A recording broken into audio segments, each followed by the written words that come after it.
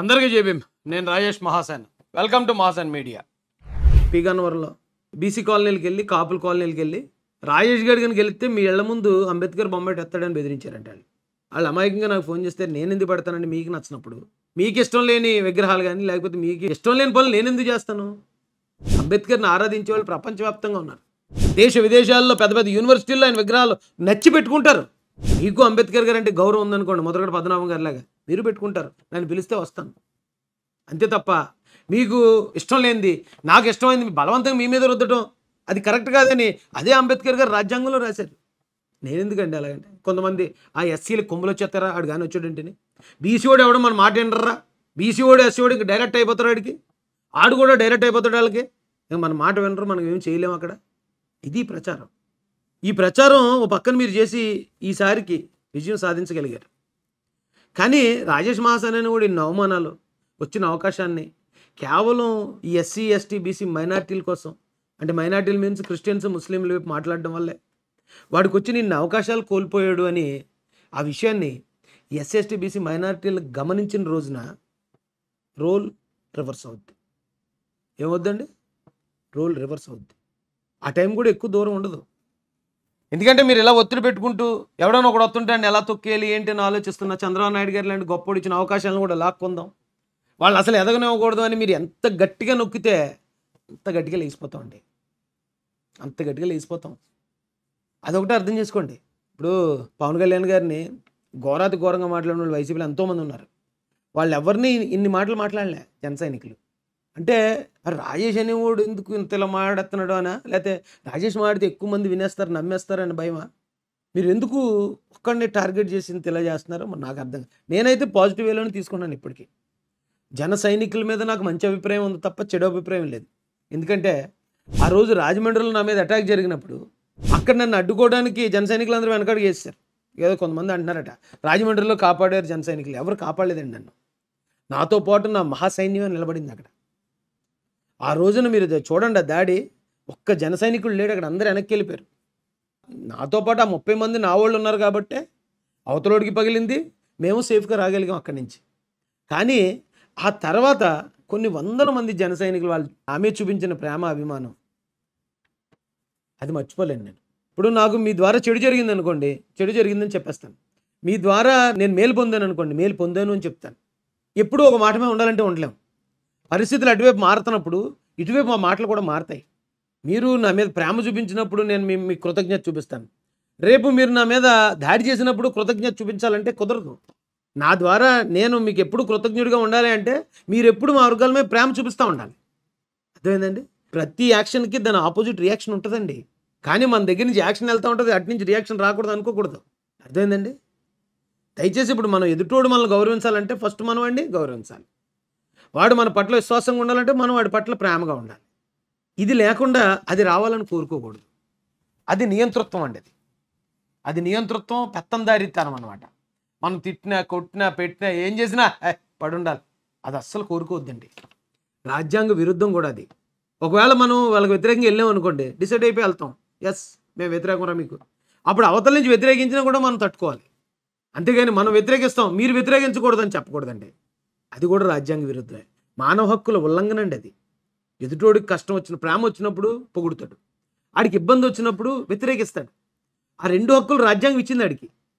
ఆ రాజ్యాంగం ఇచ్చిన హక్కులు మనం గౌరవించాలి.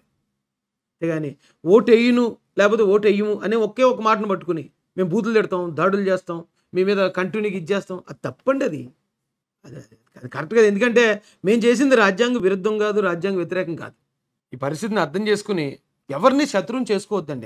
ఎవరికి శత్రువులు చేసుకోవద్దు. ఎందుకంటే కంటిన్యూగా ఒకళ్ళని పట్టుకుని మాట్లాడి తిట్టడం వల్ల వ్యక్తుల మధ్యలో శత్రుత్వం పెరుగుతుంది తప్ప దానివల్ల ఏం ఉపయోగం ఉండదు అని తెలియజేస్తూ మీ అందరికి కూడా నాకు ఈ పరిస్థితి రావడానికి తప్పు నాదే అని చాలామంది అంటున్నారండి. ఒకవేళ నేను చేసిన తప్పు అంటే ఏమైనా ఉంటే బలహీన వర్గాల వైపు నిలబడటమే, పెత్తందారులను వ్యతిరేకించడమే. పెత్తందారులతో నేను కలిసిపోతే ఈరోజు నా లైఫ్ చాలా బాగుంటుంది. నా లైఫ్ నిజంగా చాలా బాగుంటుంది, అన్ని విధాలు నేను సెటిల్ అయిపోగలను. కానీ నాకు నా కుటుంబానికి జరిగే మేలును కూడా పక్కన పెట్టి బడుగు బలహీన వర్గాల మనోభావాల వైపు నిలబడ్డాను నేను. ఒకవేళ అది తప్పని మీకు అనిపిస్తే ఓకే, నేను తప్పే చేశాను. ఇప్పుడు నన్ను తిట్టేవాళ్ళలో ఆ ఎస్సీ ఎస్టీ బీసీ మైనార్టీలు ఎవరు లేరండి. వాళ్ళకి నేనేం అన్యాయం చేయలే. వాళ్ళ తరపున రాజ్యాంగం తరపున నిలబడ్డాను నేననే కృతజ్ఞత వాళ్ళకుంది. అది చాలండి మాకు. వేరే పదవులు మేము ఎప్పుడూ ఆశించలేదు కదా. మేము జగన్ గారి దగ్గర ఆశించలేదు కదండి. కోల్పోయాడు, నాశనం అయిపోయింది, భవిష్యత్తు మొత్తం భ్రష్టు. ఎందుకండి అంతంత పెద్ద పెద్ద డైలాగులు? చిన్న చిన్న ప్రాణాలమై, చిన్న చిన్న బ్రతుకులమై, నెలకు 10,000 20,000 ఉంటే కుటుంబం అంతా హ్యాపీగా గడిచిపోయే బ్రతుకులమై. కానీ చంద్రబాబు నాయుడు గారు, జగన్మోహన్ రెడ్డి గారు, మా స్థాయి అది కాదు, రాష్ట్ర స్థాయి రాజకీయాల్ని మేము ప్రభావితం చేయగలమని చెప్పి రాష్ట్రానికి పరిచయం చేశారండి వాళ్ళిద్దరు. హ్యాట్స్ ఆఫ్ చెప్తున్నాను వాళ్ళిద్దరికి నేను. ఎందుకంటే ఎవరైనా ఒకరిని పార్టీలో చేర్చుకునేటప్పుడు లోకల్ ఎమ్మెల్యే వేసేస్తాడు కండువా, లేదా మండల ప్రెసిడెంట్ వేసేస్తాడు కండువా. కానీ 2019లోనే జగన్మోహన్ రెడ్డి గారు పిలిచి ముఖ్యమంత్రి క్యాండిడేట్, అప్పటికి ఆయన గెలిచేస్తున్నాడు ఆల్రెడీ, అన్ని సర్వేలు చెప్పేసి ఆల్మోస్ట్ ముఖ్యమంత్రి పిలిచాడు అప్పుడు. తర్వాత చంద్రబాబు నాయుడు గారు 14.5 సంవత్సరాలు ముఖ్యమంత్రి చేసిన వ్యక్తి. ఏంటి నీ స్థాయి, ఏంటి నీ స్థాయి అని మాడుతూ ఉంటారు చాలామంది. చదువు లేనంత మాత్రాన, ఒకవేళ చదువు, నేను PhDలు చదవలేదండి, చదవనంత మాత్రాన నేను అన్నింటిలోనూ ఎందుకు పనికిరాను కాదు. పవన్ కళ్యాణ్ గారు కూడా పెద్ద చదివేసి ఆయన అలాగే 10th క్లాసే. చాలామందికి అది అర్థం కాదు. ఏంటంటే ఒకరినొకలాగా ట్రీట్ చేయటం. ఆయనతో నీకు పోలికేంటి అంటే, రాజ్యాంగం ఆయనకి 10 ఓట్లు, నాకు 1 ఓటే ఇచ్చిందా? మరి గొప్పోళ్ళకి మీరు 20 ఓట్లు ఏంట్రా, వీడు ఎందుకు పనికిరానోడు, వీడు పేదోడు, లేకపోతే ఇటు తక్కువ కులవాడు, వీడికి 1 ఓటు ఇస్తున్నానని ఇచ్చిందా? అందరి లెక్క 1 ఓటు. నీకు 1 ఓటే, నాకు 1 ఓటే. నువ్వు ఏ కులం అన్నా నీకు అదే, నేను దళితుడైనా నాకు అదే.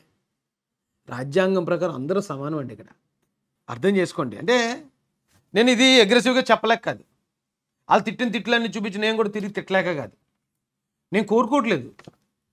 ఎందుకంటే 5 సంవత్సరాలు ఒక అధికార ప్రభుత్వం మీద, ఒక పవర్ఫుల్ ముఖ్యమంత్రి మీద పోరాడి అలసిపోయి ఉన్నాం మేము. నిజంగానండి. ఆ మాటలు, ఆ ఆరోపణలు, లేని తప్పుడు కేసులు, అలా రకరకాలుగా అలసిపోయి ఉన్నాం మనం నిజంగానే. ఇప్పుడు మళ్ళీ ఇంకొకరి మీద పోరాటం మొదలు పెట్టాలని అసలు ఏ కోశానా లేదు నాకు.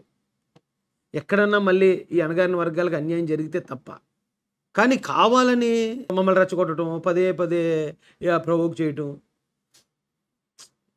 మంచిది కాదండి అది. అయితే ఒకవేళ ఇలా తిడితే ఆడు ఆగిపోతాడు, ఇలా మనం ఇంతమంది వెళ్ళిపోతే ఆడు భయపడిపోతాడు అని ఏమన్నా మీకు అనిపిస్తుందా? అసలు మన గత చరిత్ర చూసుకుంటే అసలు ఆ డౌటే రాకూడదు మీకు.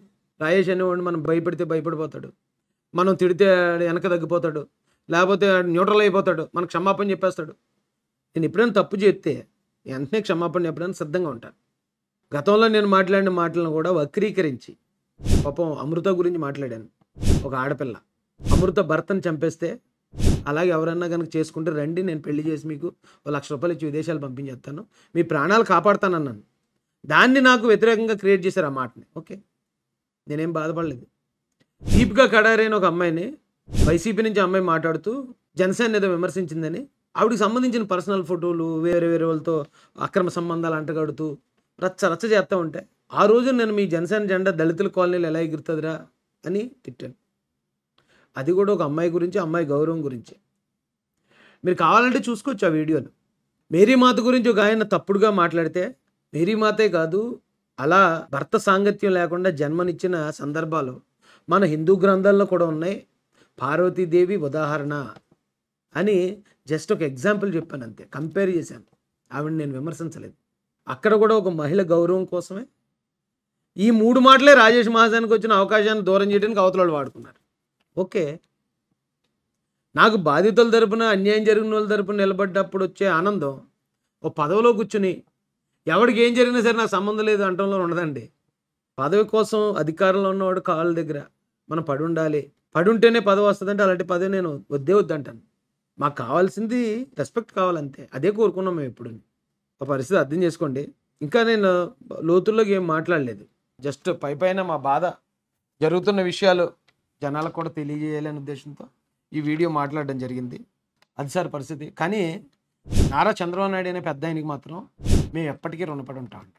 ఆయన మాకు రెస్పెక్ట్ ఇచ్చాడు, ఆయన మాకు అంటే మా అర్హతకు తగ్గ అవకాశాన్ని ఇచ్చాడు. అది ఉండనే పోనే, అది ఉన్నా ఒకటే లేకపోయినా ఒకటే, కానీ ఆ గుర్తింపు మేము సంపాదించగలిగాం. రాష్ట్ర వ్యాప్తంగా ప్రజలందరికీ ఆ విషయం తెలిసింది. ఆ గుర్తింపు ఇచ్చిన బాబు గారిని మాత్రం ఎప్పటికీ గుండెల్లో పెట్టుకుంటాం. జై భీమ్, జై భారత్, జై జై మహాసేన్.